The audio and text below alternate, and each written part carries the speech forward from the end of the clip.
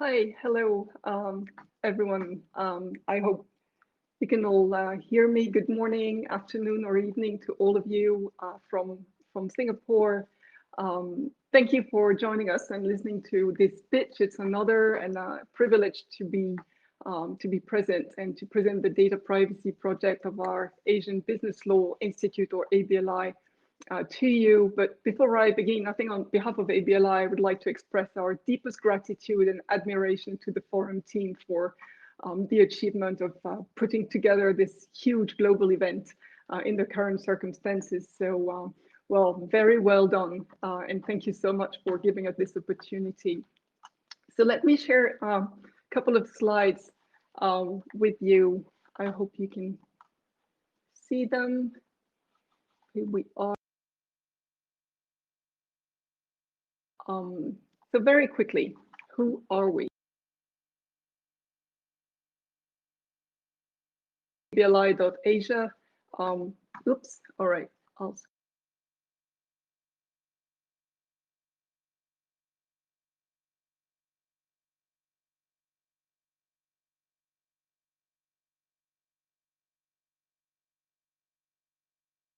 Singapore, and our mission is to promote the convergence of a variety of areas of the law that are essential to doing cross-border trade in Asia, with the aim to support the growth and the integration of Asian economies. And of course, we don't only promote convergence, we propose concrete solutions to that effect. Oops, I think I have a problem with my slides, but never mind. Here we are. Okay, I'll be playing with the slides like this. So of course, what we're doing is it's a daunting task because we're a rather small organization, but we benefit from a very strong and prestigious governance structure. The head of our board of governors is the Chief Justice Sundaresh Menon of the Supreme Court of Singapore. We are also neutral, apolitical, projects-based, and we run our projects from the ground up. Hence, we're fairly flexible and agile, which gives us great possibility to operate across the region. And we enjoy the support of a number of founding partners who have been with us from day one, and without whom ABLI's groundbreaking initiative would never have seen the light of day. So we're very proud to give them the opportunity to showcase their logo here today. So why this data privacy project? Well, we have to put things in context. As you know, we live in an increasingly digital world. We rely on technologies in nearly every aspect of our lives, and our personal data, which says everything about us, who we are, who we know, where we are and where we go, what we think, what we buy, what we pay for, the health we're in, if we're in good or bad health. All this information about us is being collected, processed, used, shared, analyzed in ways which were unimaginable a few years back. And without us even necessarily knowing it, actually, this data, as soon as it's collected, is shared across borders. And in fact, the digital economy today is intrinsically cross-border. And with the pandemic, obviously, as we all know, the role of data flows has been demultiplied. And well, today, just, let's look at ourselves, all connected online. We work from home. We do everything from home. So much that we were doing offline, we're now doing online. Buying, paying, everything is now online. And of course, to fight this dreadful pandemic that we can't wait to see over everywhere on the globe, well, digital technologies have been placed at the heart of the public policies designed to get rid of this virus once and for all. And for all of those reasons, modern data regulations have never been so necessary regionally and globally. And so, well, the results of this social, technological trend, if you will, is a boom in an incredible acceleration of the adoption of such data protection and privacy regulations across the globe, and particularly in Asia. So just to show you two slides, I think two documents. I'll try to I'll try to.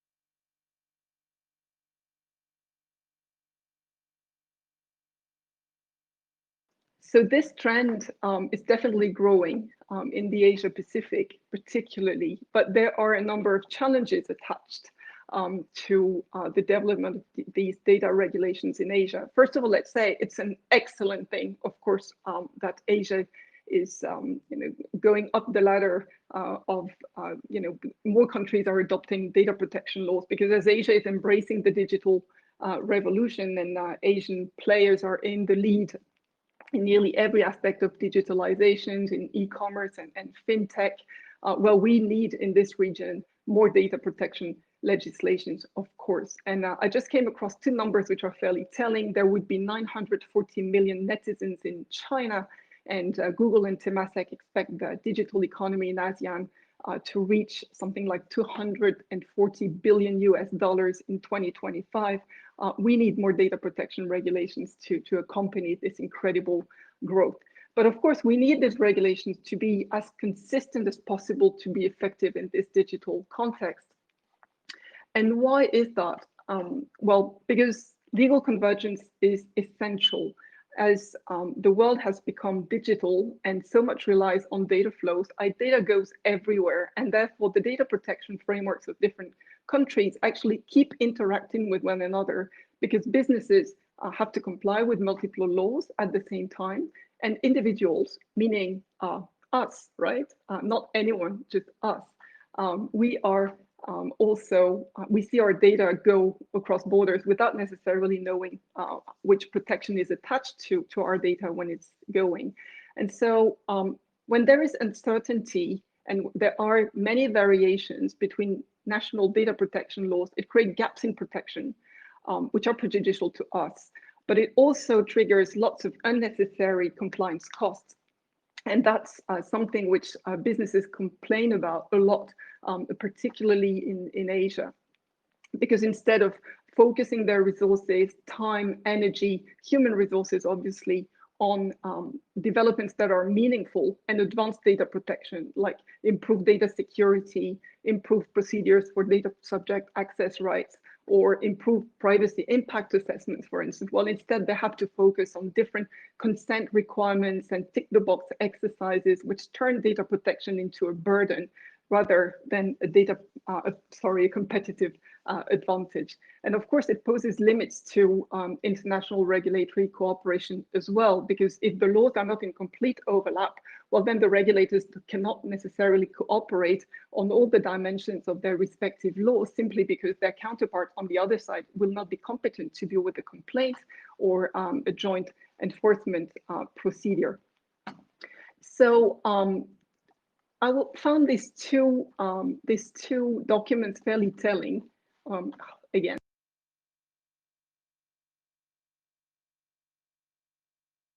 you might, it's really difficult. There's a glitch here. Okay, there we go. I'm so sorry about that. Anyway, so what you can see here is the business perception of the state of data privacy laws in the Asia Pacific region. So some countries might, question why they are red or orange or yellow or green. It doesn't matter. What it shows is the perceptions of businesses on the variations between these data protection laws. And these are extremely significant. And this is where we are trying to help. Why is there such an issue in Asia? The first is that there is no Asian reference model, if you will. And so jurisdictions have tended to take over either very mature models that have been developed elsewhere, like the infamous EU GDPR, which can be maladapted to certain countries, honestly, or often misconstrued, which is something I've seen so often. Or they will take over general principles that will be found in common frameworks like OECD, APEC, ASEAN frameworks, which are incredibly useful, but because there is no structure to help coordinate their implementation at the national level, well, that creates gaps and inconsistencies. And this is quite unavoidable because drafting a data protection law from scratch is no easy thing to do. And of course, on top of that, as you all know, now data has been taken into the arena of extremely complex discussions related to digital sovereignty, tech nationalism, national security, and this adds a layer of complexity to data protection discussions, which were complicated before. But this is really a challenge, and particularly in Asia, where new data protection laws that are being adopted have a sort of a national security twist to them, if you will, and this creates challenges in this, particularly in this region. That said, it's not all gloom and doom. Don't get me wrong. There are challenges, of course, but there are also many commonalities between the data protection laws. There is a lot of energy spent by the regulators in this region to help and streamline all this energy and this regulatory capacity to cooperate. But that said, in the absence of an ad hoc structure of coordination between Asian jurisdictions at large, well, opportunities to build on such commonalities can be lost. And so we need to make serious efforts, and now, not in 10 years' time, now. And this is where ADLI is trying to help. Let me explain the different things we do. We are what we call building an Asian narrative on data protection and data flows. So what does it mean? The first thing we have done was to build something that was missing before, and that is a unique pan-Asian network of stakeholders in this region, public and private stakeholders, to gather them under one roof, one Asian roof, if you will, to share and discuss challenges that are specific to this region. And these challenges and these difficulties have sometimes been obfuscated because, to be very candid, data protection and data flow discussions have until now been largely focused on the European Union because of GDPR and all the historical legacy of data protection in the EU and in Europe at large, but also in America. And so there was no real, platform of cooperation, informal cooperation in Asia until recently. And with this network, we're very fortunate because over time we have gained the support of regulators, data protection regulators across the region. First and foremost, the Personal Data Protection Commission of Singapore, who we can never thank enough for their support throughout this project.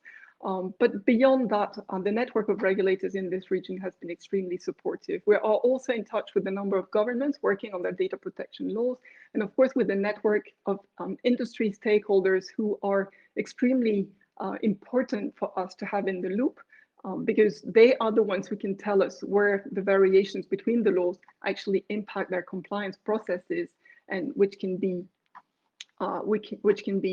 damaging to individuals, the regulatory community, and industry at large. So here you see a few photos from events that we have hosted over the past years, and we're very proud of these photos, which basically demonstrate that we've been capable to gather everyone here.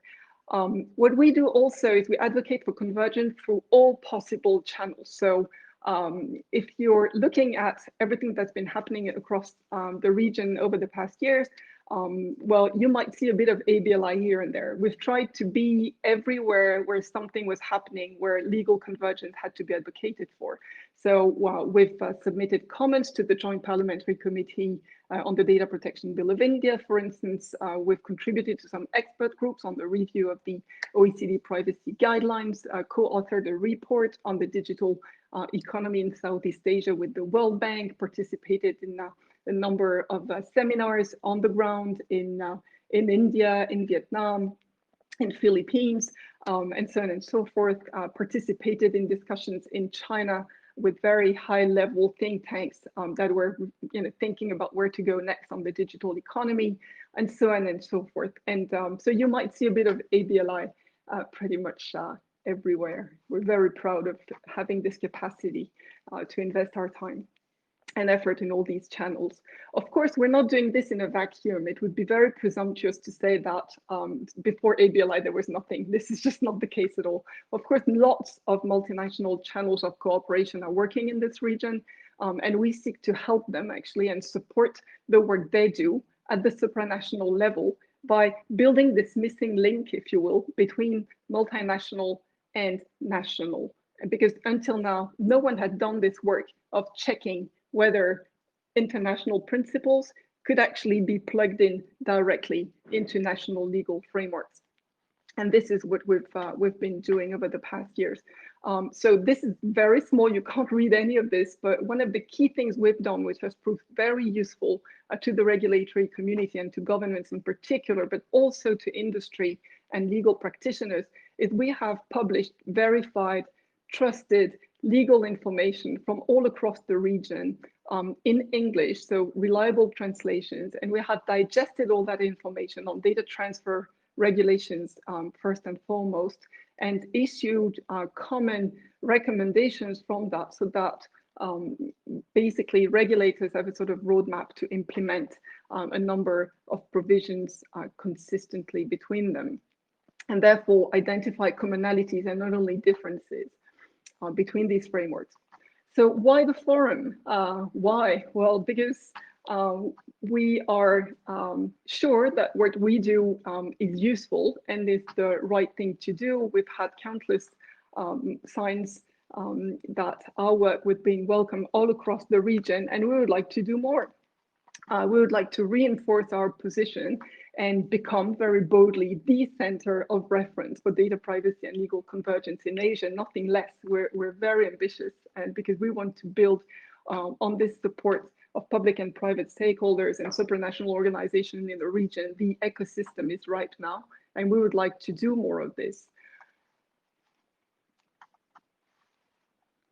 But this, of course, triggers many reflections. Our ambition would take us very far, but we're small, as I was saying earlier, and we need to consolidate our current work. We must also diversify our activities, look at more topics, and we've been asked to do so many things that it's very frustrating we can't do simply because we don't have the capacities to do that. So we need to strategize, to prioritize, and to grow. And therefore, when the opportunity came up to apply to the Paris Peace Forum, well, it was just incredible for us because this was just coming in at the right time. I'll stop here because a number of questions have come into the chat, and therefore I think I need to take the time to look at them. Is there a reluctance on the part of some Asian countries to collaborate on this issue? Which countries and why? On the contrary, are there countries that are very willing to cooperate in this area? Everybody's happy to cooperate. Everybody, every single country in the region at the different stages they're at are interested in international cooperation. And for me in particular, I mean, that's a personal comment, but coming from Europe 6 years back to Asia, I had not expected collaboration to be so easy. Easy in the sense that there's a genuine willingness from all stakeholders to engage. And even in countries that seem extremely challenging, and all countries are different, countries like China or India or smaller countries in ASEAN where I didn't know if we could even identify someone to talk to, well, eventually you always find someone to talk to, and the level of maturity in each region, in each country, sorry, varies, but there is a clear intention to cooperate.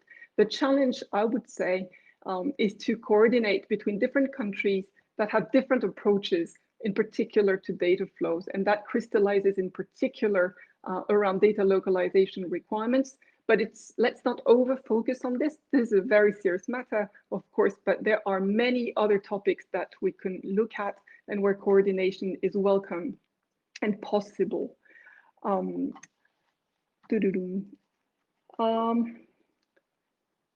Did the challenges get more difficult during COVID? Definitely, of course. COVID has amplified all the problems that were here before, but also amplified, it's interesting, the appetite for common solutions. So just to give you an example, India has a data protection bill pending. We had hoped that this law would go out very quickly, and it actually didn't go as quickly as we would have liked.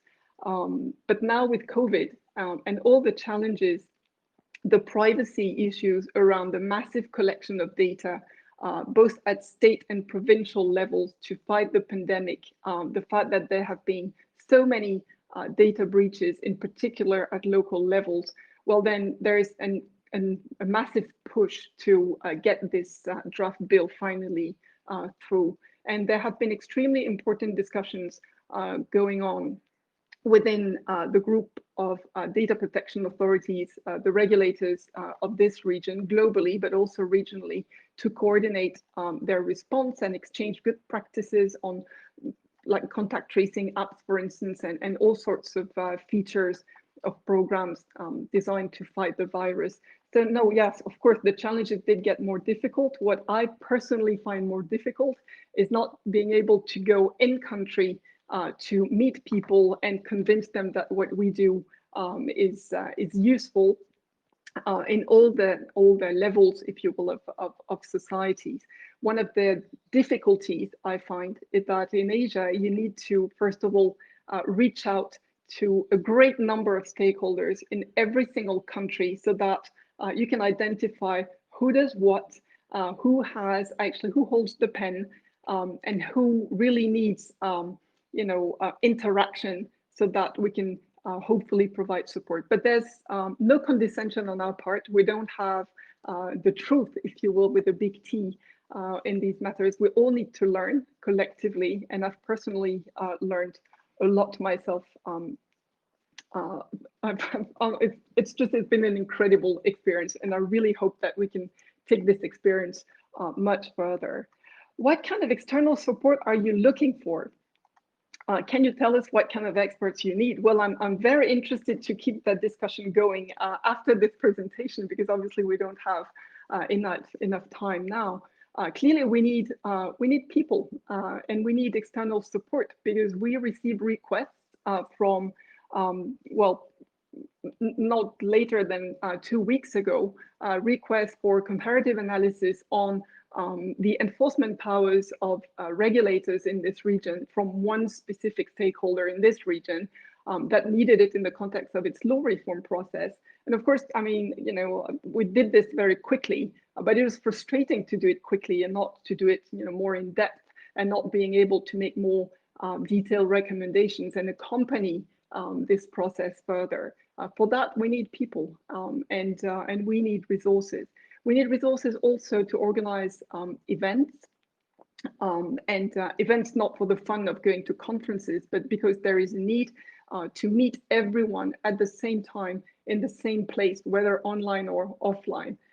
But really, we need to zoom in some countries, and some of them actually ask for it, so that we can bring in this comparative information and expertise that we'll build, and bring in also people in our network who can contribute meaningfully to those discussions locally and regionally and globally. In other words, just reach out to us.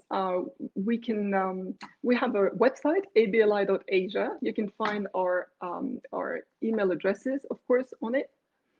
And you can have a look at our presentation that will be made available. There's a QR code, and you can reach out on LinkedIn.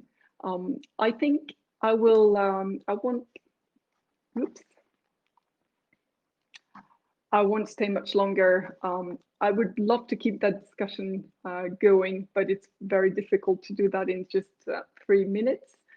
So if I can, just to close this presentation, I would like to thank again immensely the Paris Peace Forum for the opportunity to pitch before you. You've been fantastic. We wish you all the best for the rest of the forum. Thank you so much for doing this. I would like to thank also some of my colleagues at the Singapore Academy of Law who provided invaluable support. And please do feel free to reach out again. I would like you to go away with the positive message. There are lots of very interesting things happening here, a lot of energy. Please come and support us. Bring your support, bring your own energy so that we can do even more. Thank you ever so much, everyone.